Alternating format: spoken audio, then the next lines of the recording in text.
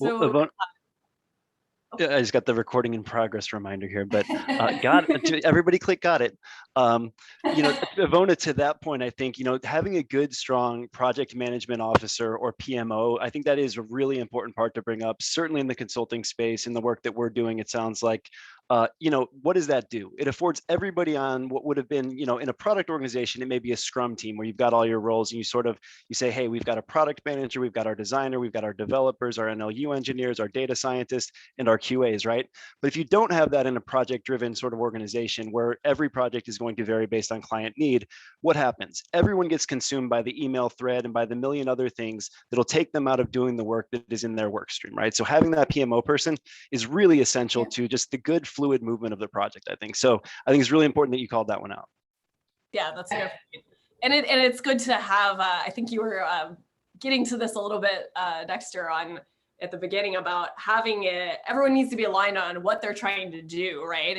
And I think that's where especially when you start talking about the delivery timeline, sometimes you've got to really make some you have to make some calls on what you're going to include in that MVP product, right? And sometimes even that can be an interesting, team discussion to figure that out. So at least for myself, part of that is doing research and looking at data, getting information to figure out, okay, what are we working with here? Especially if you just get handed a bot that's already been live or a conversational experience of some kind, even not like a new project too. You're going to have to do that.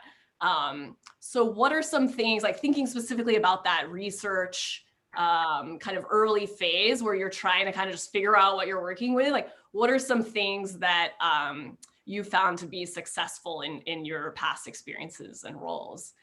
Do you want to kick off with that, Nikki? Yeah, sure. You said the magic word I was waiting for, research.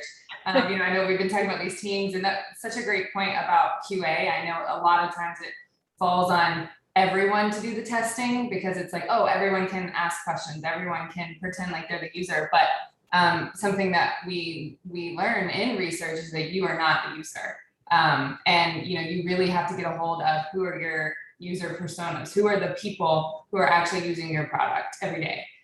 What are their stories? What are their backgrounds? Where are they coming from? What are their needs as they come in? Those are all the kind of questions that you have to be able to answer before you even start writing anything. Because if you wait to answer those questions, you're going to be playing catch up the whole time because you aren't actually solving for the real pain point and the real problems that your user's having. So I think for the first step in that, like there's a lot that goes into research, obviously, but I think the first step in that is researching and understanding who really are we marketing this to, who really are we wanting to be our end user, or who is our end user if we already have something.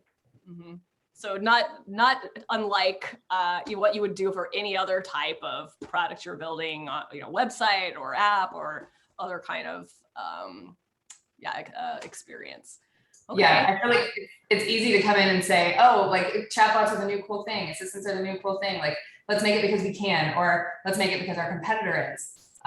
But if you aren't able to say what your purpose is as a bot or what your value is to your end user and know who your end user is, then you're not going to be able to have you can't just do it because it's the next cool thing. You really need to be solving for a user need.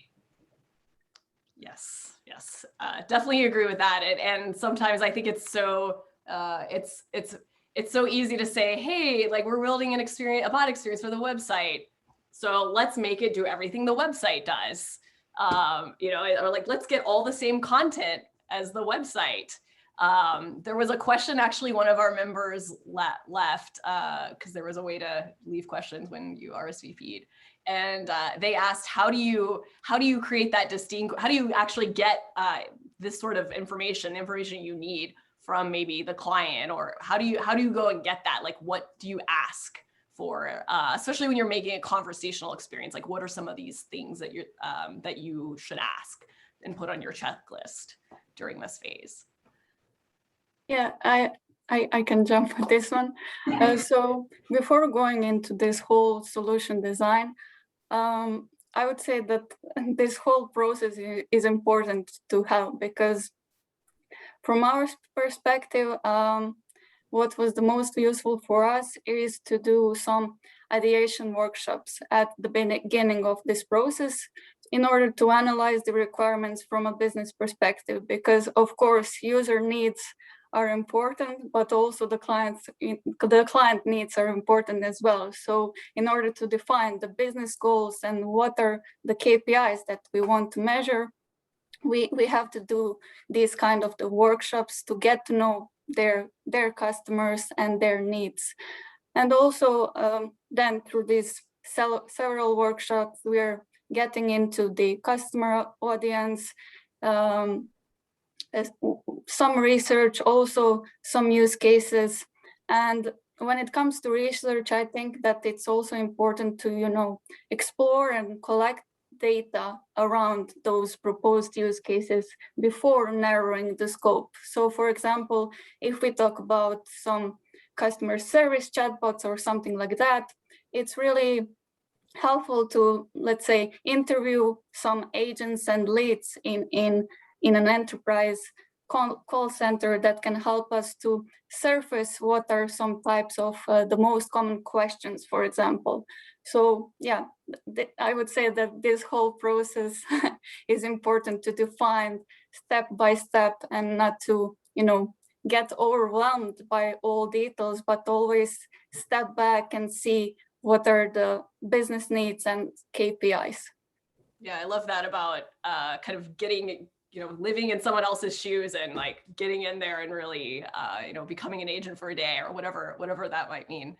Dexter, you look like you were going to say something. Yeah, all good. Ivona, yeah, to pick up that thread too, I think that, one thing that I think a lot of folks in client services or professional services find is there's not necessarily always a deep client appetite or budget for traditional UX research, right? And so I think one thing we're always sort of battling against is doing a more sort of dev first sort of requirements gathering process. And that could be based on your methodology. Are you going to go lift and shift something that's going to be fully waterfall, Kanban left to right? Or are you going to go actually be agile based on the way the client works often and based on the time frame in which you're trying to deliver? But to that end, I think there's a lot of variability in where research plays and how and what you can build in and how you do that. I think the responsible designer is always going to try to advocate for another level of user research in that process instead of just saying, okay, we've got our requirements, we've got the current state, we've got our enhancements, let's go build, right? Or design and build ideally, right? And so I think to that end, listening to agent calls is obviously really important, sort of doing the ride-alongs as much as you can, but also sometimes, when you don't have the ability to really reach out to a user population, right? A lot of clients you're going to work with are going to say, don't touch our customers. We're a highly regulated industry. You can't talk to them. Sorry. So what do you do there, right? And this is something in the past I've referred to as getting punched in the mouth, right? You still have to get back up and figure out how to actually advocate for the user, how to empathize, how to really understand their perspective and what they're trying to achieve in the use case, not just how the business is trying to field the use case, right? And so to that end, friends and family comes out a lot in client services. I mean, the amount of relatives of colleagues that we tap to do different things in sort of an anonymized way is quite significant. And that also comes just out of the necessity to get that voice and bring it into the fore wherever you can until you actually can bring real user data from something that you've got live. We actually did I can agree on that. We actually did a really cool experiment one time where we were kind of in the same boat. We had so many different users, like a variety of different user personas, and it wasn't that we weren't allowed to talk to them, it was just that they were difficult to get to because there was such a variety. And so we decided to actually launch what was called a Wizard of Oz experiment, or like the man behind the curtain, where instead of like we launched it in a completely separate property. We actually used Facebook Messenger to launch, but it was me manually responding on the background to all the questions with responses we had assumed we may be giving, but every so often there were some questions and utterances that came in that we were not prepared for. But by launching that in that safe environment first and running that experiment in that like safe space first, we were able to save ourselves from launching it and being like, oh no, and having a flood of people asking us these questions where we couldn't answer. That's really, yeah, that's great. And to that point, we've got a hot question in the chat around this kind of question about more on the dev side, like getting into environments and tools. around, let's see, Demi asked, what tools specifically, I think we're talking, oh, there's more conversation. How are we set, like, what do we need to do in terms of just setup, like setting up a dev environment? Do you want to start that one, Dexter? It looks like you guys are chatting there. Yeah, quick congrats to everyone that landed a new role, and Dami's over there leading the team at CVS Health, so congrats to her. You know, it's a hard one because, again, there's so much variability, you know, in the client services realm. And I know Dami's been on that side of things. That's where the world she was coming from prior to CVS Health, if I'm not mistaken. So, I mean, it's just, you know, in terms of where we work in, you know, at our firm, we work across every platform, and it is just project specific. Oftentimes, you know, we may have our preferences and our sort of fluency in different platforms, but the client is often going to put that right on top of their requirements and say, hey, we've got an IVR that lives in this system on this platform, and we need you to build according to these requirements based on system, platform, API behavior, architecture, all that good stuff, right? So a lot of it is just cracking open the architecture, really understanding what they have, where they have it, and how it plugs and plays. And then from there, only then can we start to advocate for potentially a solution that has higher horsepower or higher octane, sort of in terms of the ability to integrate analytics, for example, with the actual build and launch platform. But we are really, you know, often just following orders in a lot of contexts around the tools we get to use. So you have to be very versatile and very fluent in as many things as may come across your plate in any given performance year. Yeah, and on the design side, I'm curious, as this is always a question I get asked, what tools are you guys using for design, conversation design? Do you have a favorite? Do you like to use certain tools at certain parts of the process, like some for prototyping or concepting, and then something else for like actually getting into the real design? Spreadsheets. Shout out spreadsheets. I hate to say it, but it's a CSV file is what you're going to pull this stuff from your actual build tool or platform anyway, right? So it's like, once you've got all your content in there, once you've got everything designed, if you want to look at it all in one place, you got to play spreadsheet day in and day out. So for the new conversation designers or the aspiring, get ready to love you some Excel. It's going to happen. I will say though, I was heavy in the spreadsheets, and I would make spreadsheets that made perfect sense to me. And I would hand them to a developer and try to like show them my vision of, hey, this is the conversation I've designed. And they were like, huh? Like I can take individual pieces from this and build it, but I don't see the big picture. And so that's where I had to step out and start using some tools like the mind mapping software, like MindNode or XMind. There's so many different ones out there now. Or collaborating with design and being able to like take what we worked on in design and then hand it to a developer, like put it into the spreadsheet. And so that's where we use things like Figma or Miro, all those different like collaborative type tools. But yeah, you are 100% right. Spreadsheets are where we live. Yeah. Well, I hate to say it too, but again, you'll hear me beat this drum, you know, probably for as long as I'm in professional services, but we are beholden to our clients, their stack, their limitations, their preferences. And Visio and Excel really do tend to be two of the stock standard things, because a lot of the clients in highly regulated industries have no desire, appetite, or ability to be in the cloud. And so we can't use a lot of very standard modern tools. Certainly our designers and devs, we love to get familiar and really know what the cutting edge sort of tools are. But yeah, you end up building out things that end up being much more rudimentary, just out of necessity to do what the client does in the way that they do it. Any thoughts from your perspective at InfoBip, Ivona? Yeah, it's basically the same. So spreadsheets and some combination of online collaboration platforms like Miro, for example. Yep. Yeah, I'm a heavy Lucidchart here, and then we've got a lot of stuff in the live person suite as well. But I find, yeah, when I actually started and I'm building a team, I found there was a lot of scripts in spreadsheets, right? And just like you said, Nikki, it's hard for devs to really, it's hard for anyone, let alone devs, but definitely, you know, your tuners and the other people we talked about at the beginning. It's hard for everyone to get a full picture of what's happening. And then you start, you know, thinking ahead. This isn't at the start of the project, but later on you launch and now you're in V2, V3, and what's the versioning? How do we track that? What's live versus what's, you know, something the designer's recommending or something we're doing, you know, associated to a feature? And what about different states? You know, it gets really complicated to look at all of that in a spreadsheet. So I like to look at that. When it comes to that layer, it's definitely Lucidcharts, diagrams for me. But for me personally, script, doing a script in the beginning just to kind of get a sense of what's this dialogue going to be like. That's great in a spreadsheet or what, a doc or wherever. Okay, so we're kind of in the design and dev phase now, right? We're in like the nitty gritty of creating this project. One topic we always get a lot of questions about, definitely came up again on for this from our members, was around persona. So there's a lot of talk around persona when you're creating a new conversational experience.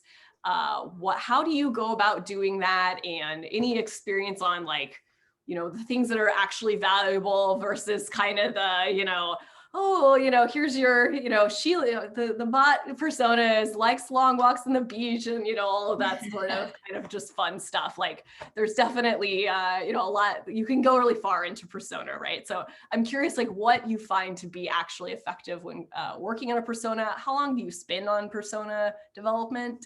And what does that look like for you? Yeah, I mean, I think, again, it's one of those things that, especially if you're just in a stock standard IVR environment where there's not a lot of omni-channel play, or it's again, a very conservative client, maybe, or a conservative industry even, you have very little wiggle room to actually change what that persona is going to look like. And that's, I mean, to be honest, is someone, who comes from a bit more of a creative background and sort of a writing background, it can be a bit deflating, a bit disheartening, in the work that we do, because, you want to go there and you want to do some of the crazy cool stuff, as we know many of our colleagues are doing, right? Like Jason Gilbert, shout out, I'm a big fan of his work. There's a lot of really interesting, very edgy stuff that'll never fly for a Fortune 500 client or any really big enterprise client. And so it's the persona piece for us. We definitely do the work there. It ends up often feeling a bit like a formality, to be very honest, because that at the end of the day, legal and compliance are not going to allow something to sound out of place relative to all of the other conversational interface sort of ecosystem, right? If you have multiple bots, IVRs, two-way SMS messaging, and things like that, it has to be consistent. And if that hasn't been conceived of in a sort of holistic way, you have very little influence on one particular flow, one particular bot, or one particular line of business. So we certainly go there. I mean, we definitely make sure that we're doing our design due diligence there. But it is a bit, again, just sort of preview for all the new conversation designers out there. Sometimes it's not nearly as fun as when you're doing something for a passion project, right? If you're doing an action or a skill or a one-off for a friend's startup, that's the stuff where you can really spread your wings and have your creative chops really go to play. It's so funny you say that. I worked with a client one time who, they were in the pharmaceutical industry. We were running a workshop with them where like they had come to us and asked, will you do a workshop for us and help us discover what personality we should be giving our assistant? And we had kind of tweaked some design thinking exercises to help them with that discovery and help them pull out like what exactly, basically attaching it to like a doppelganger or a celebrity or something. So they had something tangible to grasp onto. But at the very beginning of the workshop, they came in and they're like, yeah, this pharmaceutical company wanted to be quirky. And we were like, do you know what quirky means? Like, I don't know that that's quite on the same page that we are, but it took going through that workshop together to realize like what they actually meant by quirky was just conversational. Like they didn't want to be super formal and come across like a pharmaceutical company, they wanted to be like approachable and conversational. And so I think sometimes these personalities or personas that we give these assistants can be a bit subjective. Because what's quirky to one person may not be quirky to you, or what's formal to you may not be formal to me. So that's why I've run workshops with clients where we give them that tangible person to attach to. We say like, okay, our client's going to sound charismatic. Well, what does charismatic mean? Okay, well, our client or our assistant's going to sound like Elton John. Like that gives them something to, oh, okay, I know who that is. And it attaches it back. Obviously it helps if they already have a brand voice. Like if this is a assistant attached to like an already established brand, then you just have to say, no, you match your brand voice because you're an extension of that brand. But sometimes that's not always the case. It's really interesting. Anything else to add, Ivana? Yeah, I would just like to say that going through the chatbot persona with clients, it really helps, like when you get into these activities of description of how will chatbot persona sound like, it really helps to give some examples of that voice. So how does quirky sound like? Because yeah, that helps. And I would say that it also depends on the industry. So as you mentioned, pharmaceuticals, also healthcare. So if we come up with some casual tone, for example, in healthcare, it may sound unprofessional. If we overdo the serious and formal tone, it may intimate the customers and make them feel like they're dealing with some severe issues. So we really have to keep the consistent voice here. And I think that we should really guide carefully customers through this process. I think there's a few interesting points that you bring up there. And so one of those is, in doing that, we do have room to actually to influence brand voice, or more sort of broadly, the style and tone that they're using in their conversational interfaces. And sometimes other interfaces, right? Like maybe the mobile app will be influenced by something that works really well in a chatbot, just because you changed a few, maybe again, the contact center words, right? Everybody's like, some folks have been using crazy acronyms for what they would call an agent or a representative, things like that, right? And we've got the customer service specialist and whatever, and all these things came out to try to not say agent, many moons ago. And so people have put that stuff into production, and it's lived there for a long time, since the 90s sometimes. So you can help make a better experience by just sort of helping them weed out some of those key terms. And again, to the healthcare piece, getting technical language. I don't mean technical from the software standpoint, but technical in terms of the industry or the vertical. Getting that language out of there, I think, is absolutely our responsibility. And so sometimes in aligning with that persona, which may end up, very often for a client, it's going to end up being those sort of the pillars that we always see, right? This bot or this flow will have a persona that is helpful, professional, reliable, all of those things that we probably have repeated a million times, because they're all good things to have built into that persona, right?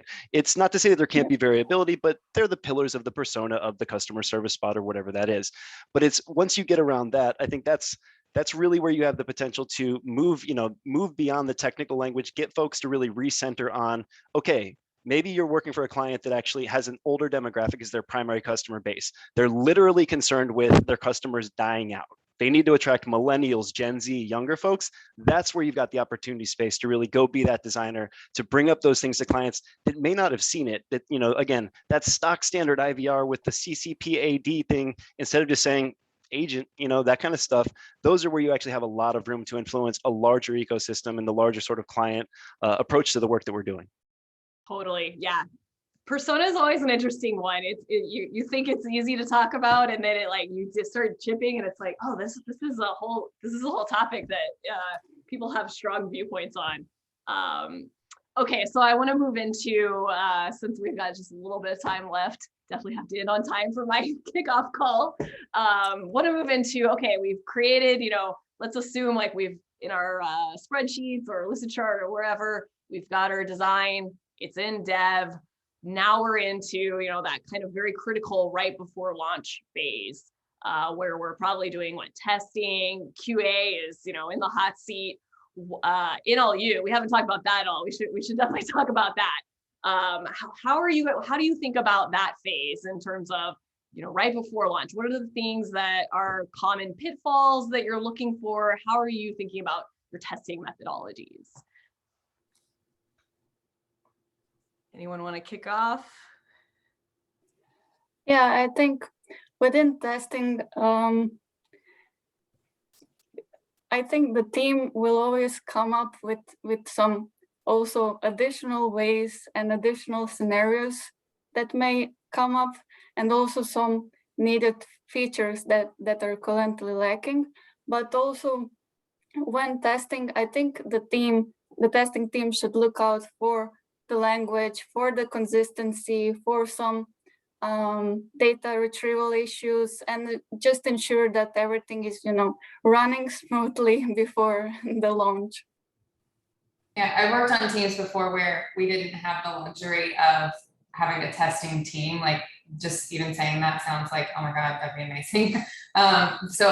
We really relied on just ourselves to run the testing and be our own kind of QA. And so we had to we had automated testing implemented, but we also did some things like a test fest, once a sprint, where we would get together and we would hack away at it. Sometimes we would bring in some of our stakeholders to ask questions and plug away, especially specific things that new features we had added.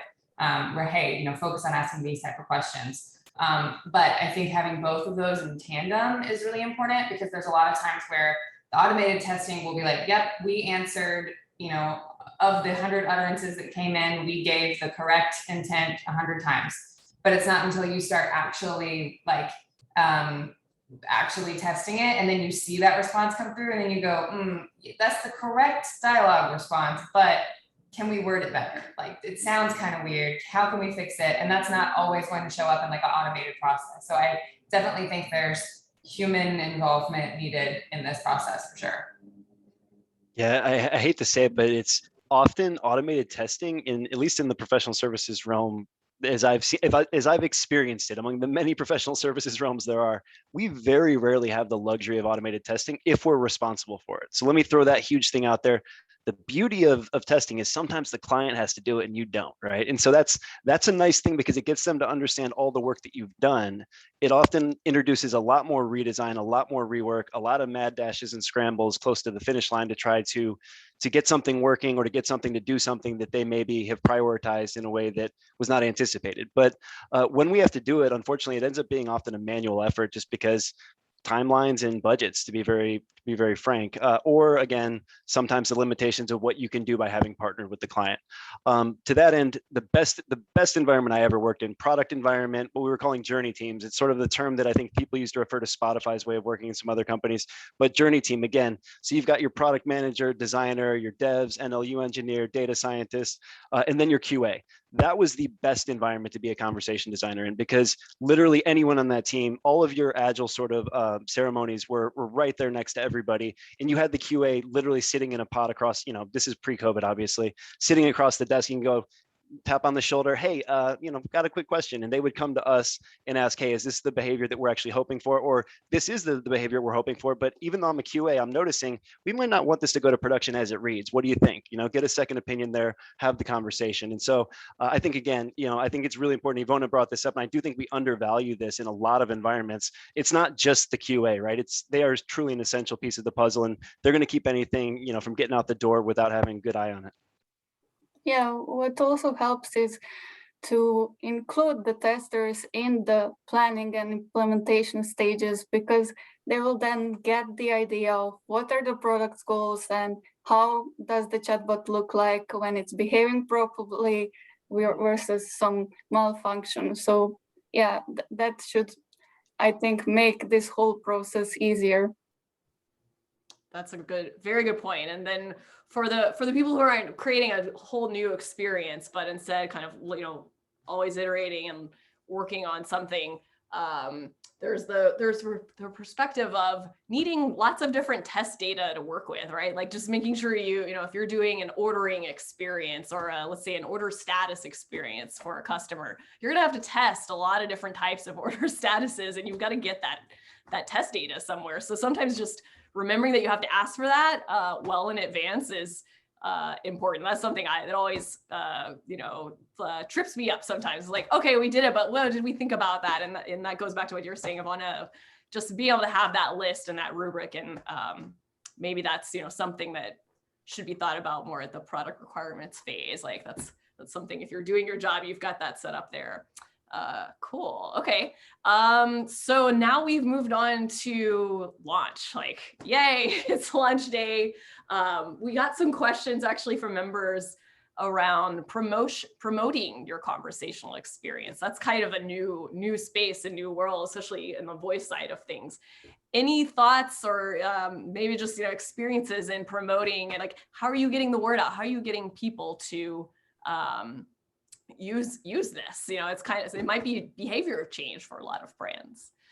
I think Dexter hit the nail on the head earlier by saying like friends and family. The number of times that I have sent a link to a chat bot to my mom and be like, just play with this. I know you probably don't know how to use it, but just play with it. It's infinite.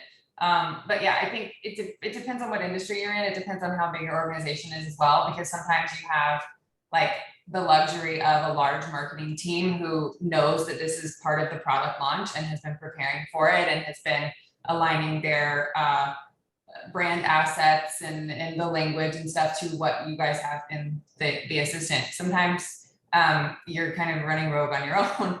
and having to put that out there. And so that's actually something we're working through with this real estate assistant that I'm working with now. Is we're getting to that launch phase and getting to the, okay, now how do we tell people about this without just posting all over Facebook and LinkedIn and all of our Slack channels, like, hey, go do this. How do we actually have a productive marketing strategy here? Mhm. Well, and Nikki, it's funny because when, hearing you talk there, it made me think of another term that's not promotion so much as discoverability, right? And I think that plays, it's super important, obviously, for everyone who's doing the independent dev or agency work, actions on Google, Alexa skills, Alexa Live was, today, things like that.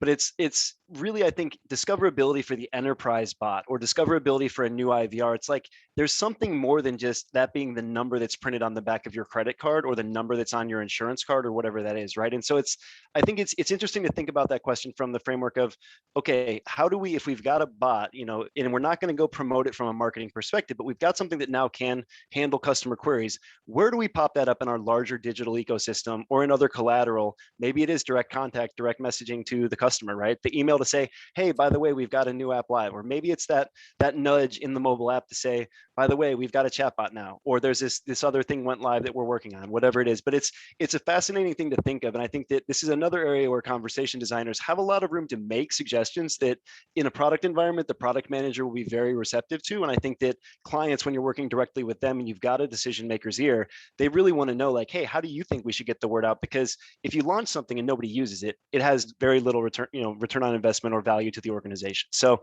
I think that's a question worth interrogating deeply, every time you change sort of projects, every time you change environments, every time the relationship with who's doing that type of promotion or working on that discoverability, it's something I think that we should sort of take ownership of as designers. Yeah, I think that discoverability is, aside from building this whole customer experience, I would say that it's one of the most important factors in project success, because it drives chatbot adoption in the end. So yeah, I would just like to say that what helps our enterprises in this stage is that they are able to connect the chatbot persona and the whole story about the chatbot persona with the promotion. And we see that that's driving the users. Yeah, that is a good point. I remember, actually, I was sharing with a marketing colleague just last night. I used to be in marketing before I got into this space, and I just launched a brand, and we just launched earlier this week, and the project manager on the client side was saying, okay, great. Now I'm going to tell my team to update all these different places across, all of their customer experience touch points. And the very first one was something like, change on all transactional emails, change the footer to no longer be this support email, but be this chat. And I thought, oh my God, like for me, that was just a very, sign of the time. Well, yeah, I was like, oh boy, that's going to be a lot. We didn't account for that. But also I thought, this is really cool. This is why I got into this space, right? Like it's changing from, transactional emails, it's affecting marketing, and now it's going straight into this, customer experience in a new channel, basically. So yeah, it really takes, kind of the rest of the team and other departments to really plan that, that launch and discoverability. I cannot talk discoverability, like you said, Dexter. Okay, so we're in the final part, and I know we had one question about this final stage around optimization, right? That's a big piece of it is, okay, you launched, and then now what do you do, and how do you know what to do first? So I think, Damien, you asked a good question about this, just kind of post-deployment. What are some processes that are essential for successful deployment? And then, for post-deployment, processes for tuning, training, capturing, data from the data that you hopefully collected, from the setup that you plan for. How do you guys think about kind of that optimization, like post-launch? Like, how are you measuring success? And then what KPIs are you looking at to really kind of guide you into next steps for what to do next? I think, I know we've said this a lot today, but it does depend on the industry and the organization that you're in. I think there are some people who are going to argue that what needs to be measured is, how many links we get them to click through, or can we get them to click on this link and purchase something from there, or sign up for our service, or whatever.